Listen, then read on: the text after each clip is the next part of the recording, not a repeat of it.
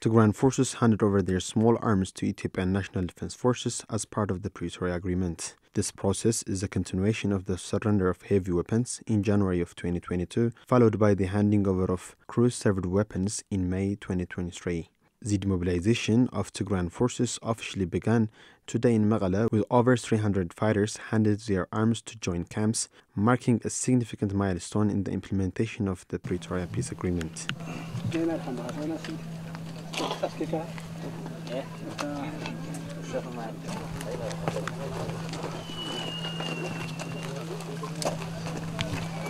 The launching ceremony was attended by prominent figures including General Stephen Radina, head of the AU Monitoring, Verification and Compliance Mechanism, Brigadier General Derbe Mokriao, representing the Ethiopian National Defense Forces, General Fissa Manjus, head of the Security Office for the Tigray Interim Administration, and other dignitaries.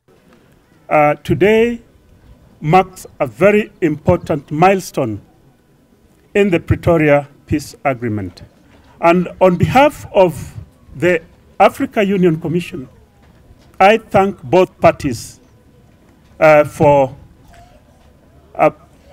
closely following the Pretoria Peace Agreement, and more particularly Article 12 of the Pretoria Peace Agreement, the good faith in implementation of the Pretoria Peace Agreement. This comes a day after the National Rehabilitation Commission announced its plan to demobilize 75,000 former Tigrayan fighters as part of a broader initiative to reintegrate ex-combatants into society. The Commission, working in collaboration with the Tigray Interim Administration and federal institutions, identified participants for the rehabilitation program.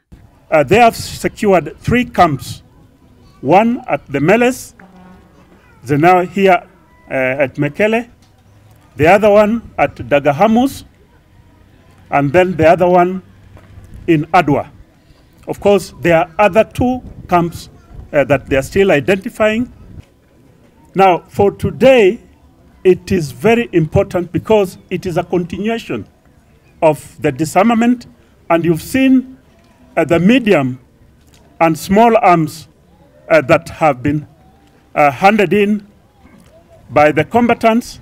According to Brigadier General Derbe Mokriao, representative of Ethiopian National Defense Forces and deputy of the Rehabilitation Commission, 12.5% of the 75,000 fighters to demobilize are females, with disabled comprising 38%. ስለዚህ ከዛሬው ዕለት ጀምሮ ለብሔራዊ ታድሶ ኮሚሽን በማስረከብ ስራው የሚቀጥል ይሆናል ማለት ነው. The National Rehabilitation Commission starts the demobilization process as of today. This armament was mainly conducted by the Ethiopian Army in collaboration with the regional administration.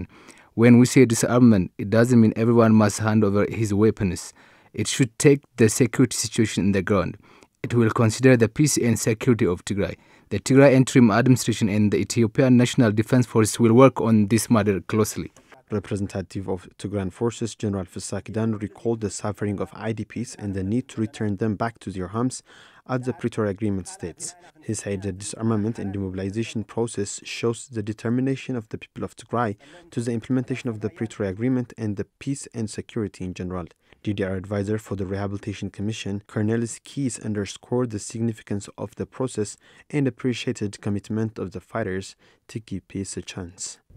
It is a very big step, one that's to be applauded, and really thank you to the TPLF and everyone to stand forward for the government of Ethiopia through the National Commission to bring things forward.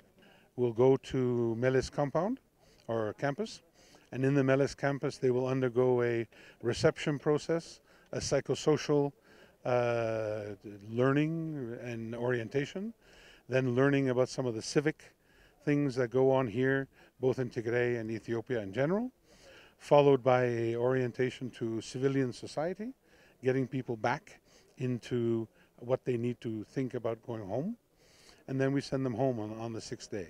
The Nairobi Executive Plan, preceded by Pretoria Peace Agreement, stipulates Tigrayan forces should disarm their weapons, taking into account the security situation in Tigray. As part of the DDR process, Tigrayan forces first disengaged during the first month into the signing of the agreement, followed by handing over of heavy weapons in January of 2022.